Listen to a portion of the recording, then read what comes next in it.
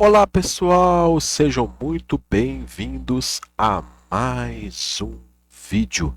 E hoje eu vim aqui para trazer para vocês um material também de muita qualidade.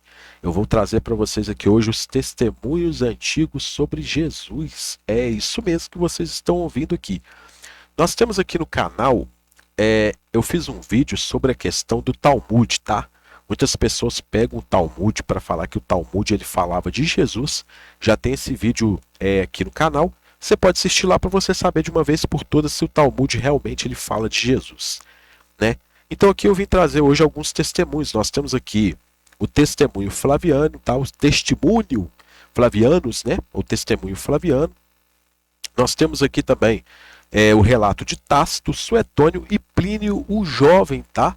Vocês vão saber se realmente esses relatos eles falam de Jesus ou se falam de uma outra pessoa, tá? Aí as conclusões vão ser vocês mesmos que vão tirar. Lembrando que se você quiser adquirir todo esse material que vai ser transmitido aqui, vocês podem entrar em contato comigo. Os contatos estão sempre nas descrições do vídeo para você adquirir esse material. Mas antes de nós iniciarmos, eu já gostaria de pedir a vocês por aquele like, deixa aquele like para fortalecer o nosso trabalho, para poder dar um upgrade nos nossos vídeos aqui, para ajudar a serem divulgados, outras pessoas verem aqui no canal do YouTube.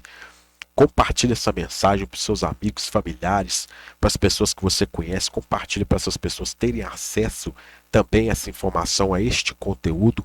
E não deixa de se inscrever aqui no canal, pessoal. Se inscreva aqui no canal, ativa aí o sininho para vocês ficarem por dentro de todas as novidades que são colocadas aqui, tá? Nós temos aqui o texto do testemunho flaviano totalmente em grego. Eu fiz uma tradução e também trouxe aqui para vocês uma parte da história dos hebreus, tá?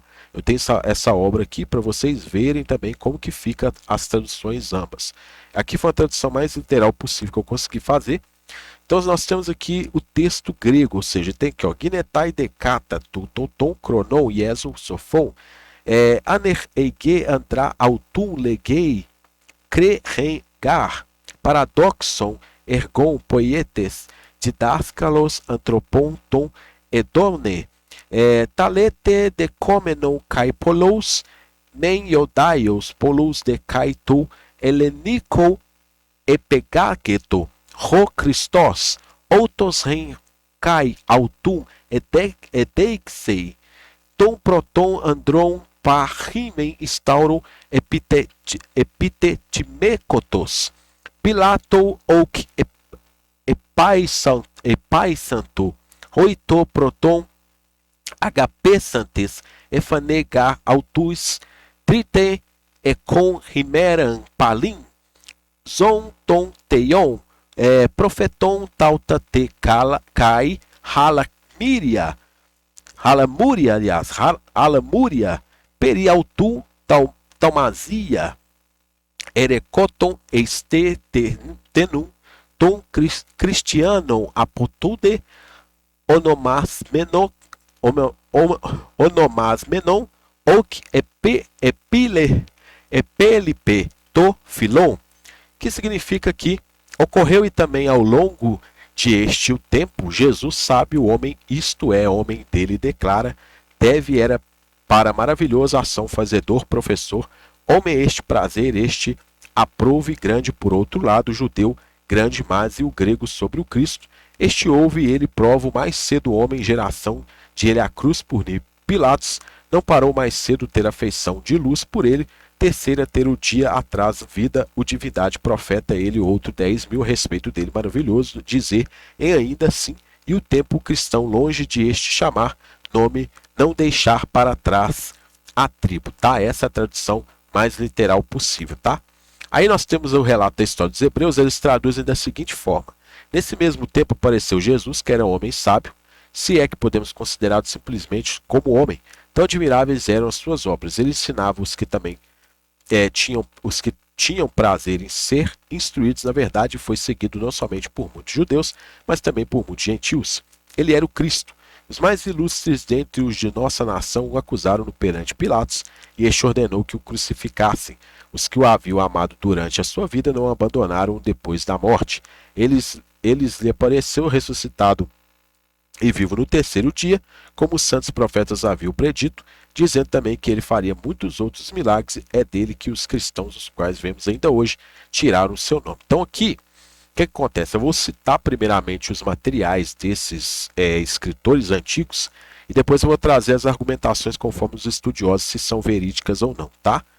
Nós temos aqui também Tácito, que vai trazer assim, ó, Ana 1544. Anais, né? No caso aqui seria Anais 1544. Ao que o Deus sinistro cair e aqui eu vou, né, infortúnio, sem o comando do fogo acreditava-se. Portanto, para se livrar do boato, Nero enviou a ele e executou as punições mais elaboradas, que as pessoas comuns odiavam por seus crimes, ele os chamou de cristãos. O autor do seu nome é Cristo. Durante o reinado de Tibério, executado por seu agente Pôncio Pilatos, estava verificado no momento uma superstição mortal irrompeu novamente, não só pela Judéia, a origem deste mal, mas pela cidade também, para onde todas as coisas atrozes ou vergonhosas afluem de todos os cantos popular. Então, primeiro, aqueles que se declararam culpados por sua informação de que uma grande multidão não era a mesma que no crime de incêndio criminoso que eles foram condenados pelo ódio da raça humana, e para aqueles que morreram adicionados brinquedos que os animais selvagens cobertos com pele de cães podem ser despedaçados ou presos a cruzes ou a fogo ardentes, os dias eram queimados para o uso da luz noturna. Seus jardins lhe mostram Nero, os apresentou e comeu os jogos de um circo vestido de cocheiro misturantes com as pessoas ou o fundo. Como resultado, embora enfrentando penas, surgiu como se eles devem ser consumidos, não para o bem público, mas para a selvageria de um homem, tá? Então aqui tem todo esse material aqui. Suetônio vai fazer o seguinte, olha. Suetônio vai trazer aqui, ó. Os judeus, por inspiração de Cresto, ele expulsou Roma dos constantes tumultos. Os cristãos são torturados, pessoas supersticiosas, novo e feitiçaria, tá? Então tem essa questão aí.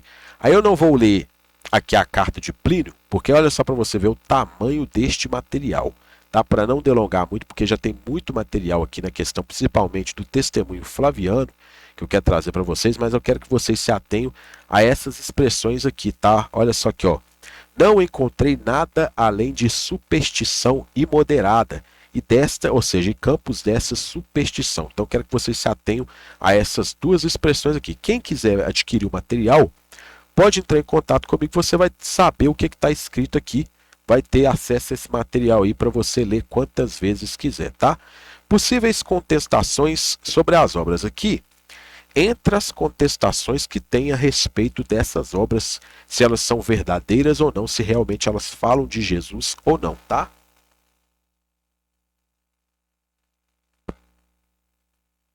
Porque muitas pessoas gostam de pegar esses relatos para poder tentar defender ali a existência de Jesus, né? Que Jesus é um personagem histórico e etc e tal, que realmente ele existiu, só que muitas pessoas ocultam a verdade, ocultam o debate que existe por detrás de todos esses materiais.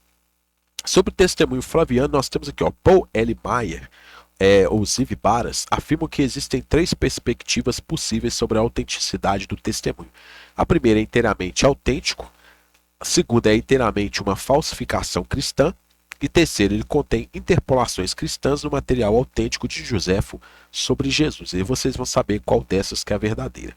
Paul Meyer afirma que o primeiro caso é geralmente visto como desesperado, dado que, como judeu, Joséfo não teria reivindicado Jesus como Messias, e que a segunda opção dificilmente é sustentável, dada a presença da passagem em todos os manuscritos gregos existentes. Assim, a grande maioria dos estudiosos modernos aceita a terceira alternativa, ou seja, a autenticidade parcial. Então, o que acontece? Essas duas primeiras questões aqui, ou seja, ele totalmente autêntico, cai por terra. A segunda também, que ele é uma falsificação cristã. Então, ou seja, ele não é um autêntico e também não é uma falsificação. Mas a terceira, ele contém interpolações cristãs. O que é uma interpolação? É quando alguém, ou seja, e aqui no caso, já que é interpolação cristã, seria pessoas cristãs, ou seja, escribas cristãos, que teriam inserido coisas no texto nas quais Joséfo ele não disse, não escreveu, ou seja, escribas que teriam acrescentado expressões, frases no testemunho flaviano, tá? Então existe isso daí, tá bom? Então o que acontece? Vamos pegar aqui. Craig Evans, separadamente de Robert Van Voorst, afirmam que a maioria dos estudiosos modernos aceita a posição de que o testemunho é parcialmente autêntico, tinha um núcleo com uma referência autêntica a Jesus e que a análise de seu conteúdo e estilo corroboram a esta conclusão, tá? Enquanto antes do advento da crítica literária, a maioria dos estudiosos considerava o testemunho inteiramente autêntico, depois disso o número de defensores da autenticidade, né, total diminuiu. No entanto, a maioria dos estudiosos agora aceita a autenticidade parcial e muitos tentam reconstruir sua própria versão do núcleo autêntico, e estudiosos como Gesa Vermes argumentam que as caracterizações gerais de Jesus no testemunho estão de acordo com o estilo e abordagem de Joséfo, tá? Por quê? O que acontece? Para esses autores, a abordagem de Joséfo é uma abordagem neutra, ou seja, seriam para eles interpolações cristãs, por exemplo, Jesus ter ressuscitado, ele ter sido chamado como Cristo, né? E por aí vai. Um dos principais argumentos internos contra a autenticidade completa do testemunho é que a clara inclusão da fraseologia cristã indica fortemente que a presença de algumas interpolações. Por exemplo, as frases é lícito chamá-lo de homem, ou seja, querendo aparentemente denotar uma divindade, né? Sugere que Jesus era mais do que humano e provavelmente uma interpolação cristã. Alguns estudiosos tentaram reconstruir o testemunho original, mas outros afirmam que as tentativas de discriminar a passagem em elementos josefanos e não josefanos são inerentemente circulares, tá? Outro exemplo dos argumentos textuais contra o testemunho é que ele usa o termo grego poietes para significar fazedor, como parte da frase fazedor de obras maravilhosas. As referências bibliográficas estão todas aqui, tá? Quem quiser adquirir o material, tá aí, vocês podem pesquisar à vontade, tá? Mas que em outras partes de suas obras, Joséfo só usa o termo poietes para significar poeta, enquanto este uso de poietes parece, ou seja, o fazedor, né, no caso aqui seria fazedor, enquanto este uso poietes parece consistente com o grego de Eusébio, tá? Então alguns argumentam que Eusébio também tem adulterado esse texto. De acordo com Wataru Mizukage, Orígenes menciona explicitamente o nome Joséfo 11 vezes, nunca mencionando o testemunho, tanto em grego quanto em latim. Além disso, a declaração de Orígenes e seu comentário sobre Mateus, livro 10, capítulo 17, de que Joséfo não aceitou Jesus como Cristo, é geralmente vista como uma confirmação do fato geralmente aceito de que Joséfo não acreditava que Jesus fosse o Messias, tá? Então tem tudo isso aí. Isso forma um argumento externo chave contra a autenticidade total do testemunho em que Joséfo, como judeu, não teria reivindicado Jesus como Messias e a referência a ele era o Cristo. No testemunho, né, deve ser uma interpolação cristã. Com base apenas nessa observação, né, Paul Meyer chama o caso para a autenticidade total do testemunho sem esperança. Quase todos os estudiosos modernos rejeitam a autenticidade total do testemunho, enquanto a maioria dos estudiosos ainda sustenta que inclui o núcleo autêntico. Então, para a maioria dos estudiosos, o testemunho ele possui realmente o relato de Joséfo? Possui, só que também possui acréscimos cristãos, tá?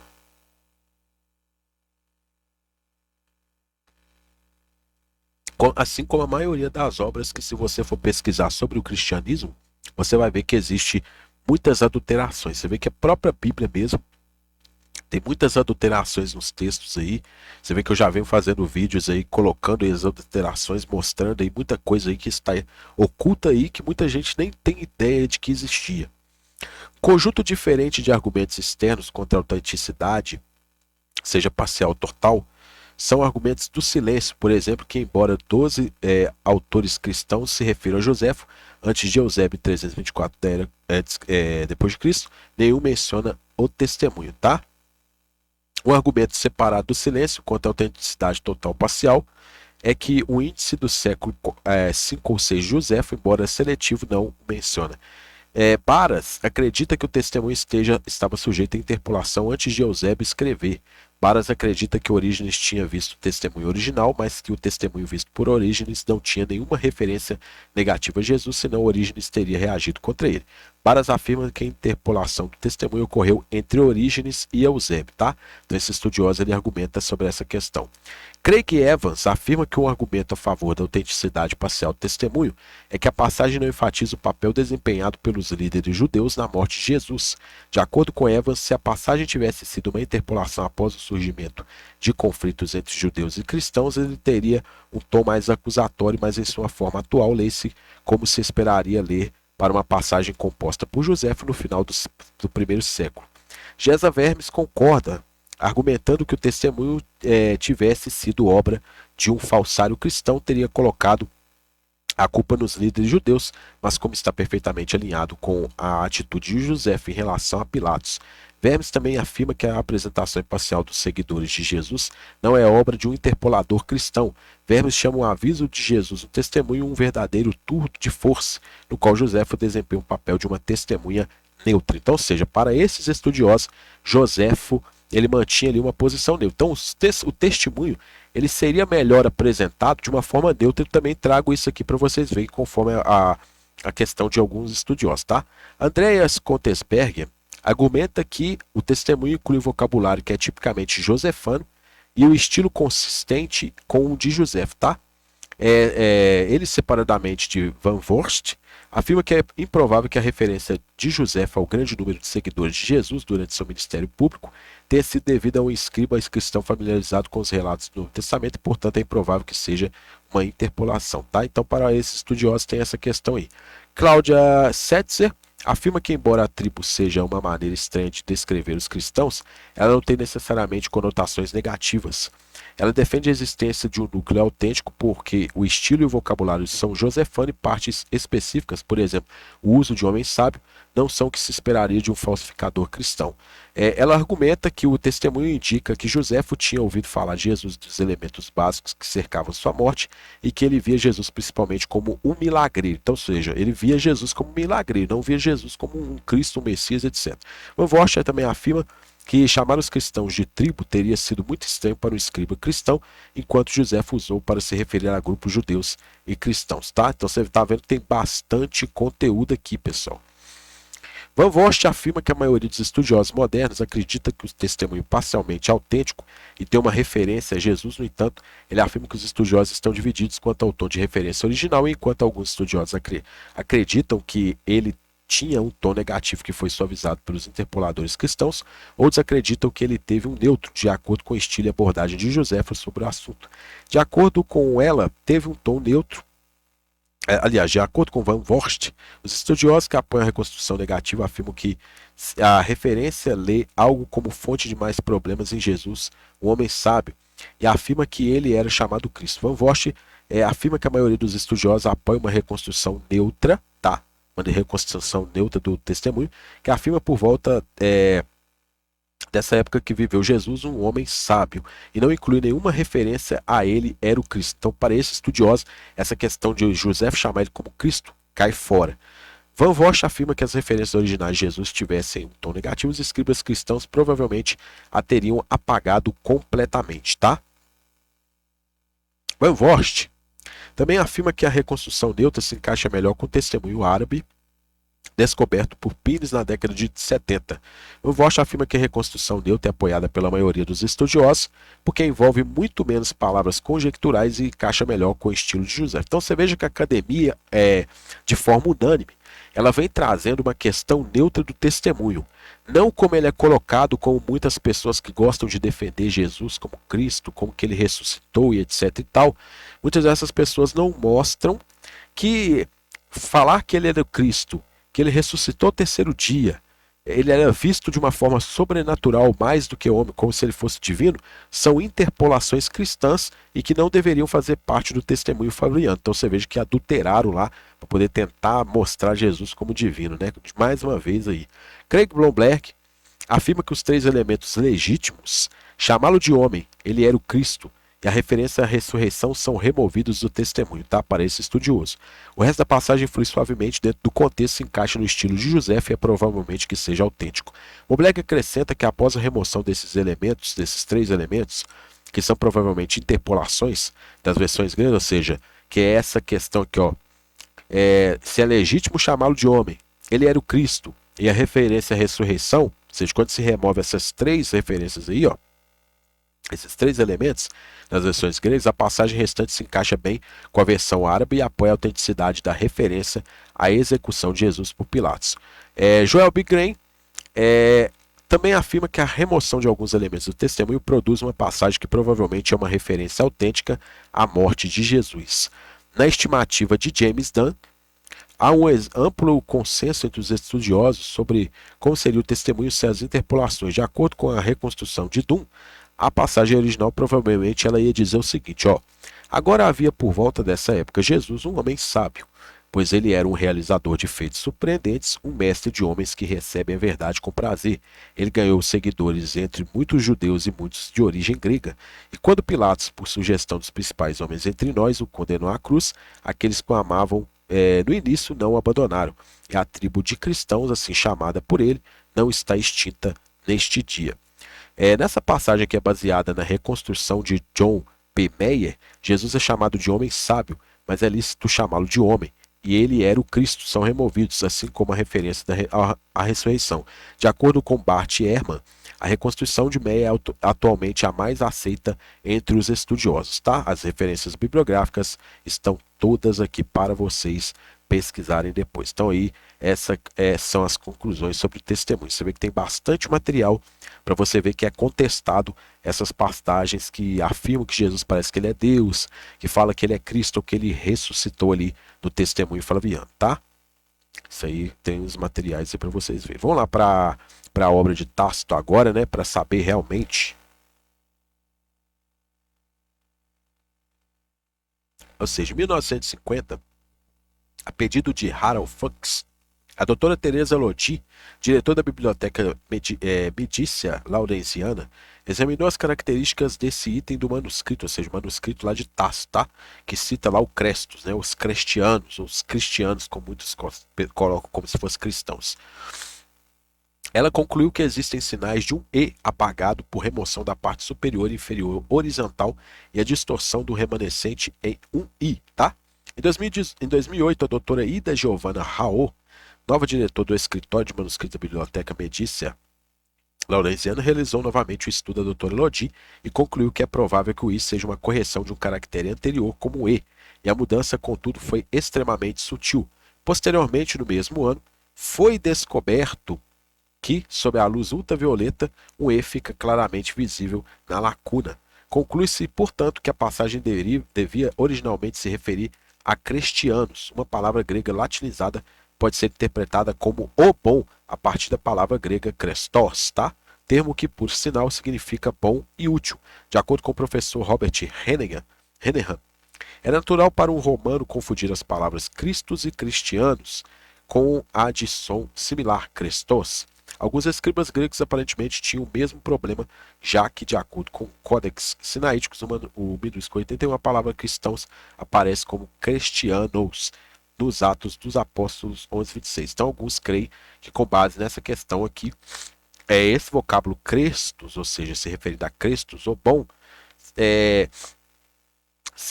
falaria dos cristãos. Só que se você for parar para poder analisar isso aqui, você vai ver que aqui, ó, Crestos, ou seja, realmente lá foi encontrado esse E. Então, Crestos significa, ou seja, o bom, ou seja, o útil, e não necessariamente o Cristo, tá? É bem diferente do ungido, que Cristo vem do vocábulo hebraico Machia, que significa ungido. E aí, ou seja, de bom para ungido tem diferença? Tem, e muita, tá, pessoal? Muitos colocam aí essa questão do código sinaítico que eu trouxe só para vocês saberem um pouco dessa questão, mas para você ver que essa questão também de que cita lá, Cristo tá por fora também. Sobre a obra de Suetônio, Edwin Yamalti afirma que o número crescente de estudiosos, no entanto, aceitou o argumento de que Crestos, mencionado em Suetônio, é simplesmente um agitador judaico com um nome comum e que ele não tinha associação com o cristianismo, tá? Entre os estudiosos clássicos recentes não parece haver a certeza que é encontrada entre muitos estudiosos de estudos bíblicos. Bárbara Levick comenta afirmar que Suetônio, escrevendo no segundo século, entendia mal uma referência aos cristãos e sua origem é pouco convincente econômico, tá? Concluído, a causa precisa da expulsão permanece obscura, tá? John Motterschild em seu comentário sobre o Cláudio, afirma que se Suetônio tivesse incluído uma referência a Cristo, não teria esperado que ele simplesmente tivesse usado crestos ou cristos sem qualificação. Isso aponta para uma conclusão de que Suetônio não tinha em mente uma disputa religiosa envolvendo cristãos. Também não, tá? Os estudiosos estão divididos sobre o valor da referência Suetônia. Alguns veem isso como uma referência a Jesus, outros veem isso como uma referência a perturbações de um ditador desconhecido. Está tudo com referência bibliográfica para vocês aí, tá bom? E por fim, sobre a obra de Plínio. Para Plínio, o rito dos cristãos era apenas uma superstição e fábula, o que mostra que os eventos que estavam ocorrendo em sua época não provam o cristianismo como uma verdade, mas apenas o mostram como mito ou lenda, tá? Então, para Plínio, você veja ali que ele fala que não passa de superstição. Lembrando que Plínio, ele era uma pessoa ali, que ele era um governante daquela época, e por esse motivo você veja que ele não considerava essas obras, esses movimentos ali, como algo realmente histórico, como muitas pessoas pegam para poder tentar provar, para falar que realmente é um movimento histórico, então Jesus existiu historicamente. Ou seja, você veja que por esses argumentos, por essas contestações que são colocadas aqui, ou seja, não tem nada de divino Jesus, não comprova nenhuma ressurreição, não comprova nenhuma divindade, não comprova absolutamente nada. Ou seja, apenas tem um relato que, como muitas pessoas sabem, muitos relatos aí da antiguidade podem ser míticos ou fictícios, tá? E aí cabem os senhores e as senhoras tirarem as próprias conclusões aí e pesquisarem a respeito disso, tá bom? Agradeço vocês por terem ficado comigo aqui até o final desse vídeo. Não deixa de comentar esse vídeo, colocar aí o que você está achando, se é bom ou se é ruim, o que pode ser melhorado. Curta, compartilhe essa mensagem e não deixe de se inscrever aqui no canal, pessoal. Vai aí, se inscreve para você ficar por dentro de todas as novidades. No mais, eu agradeço vocês por terem ficado comigo aqui até o final. Desejo muito sucesso, um grande abraço e até a nossa próxima oportunidade.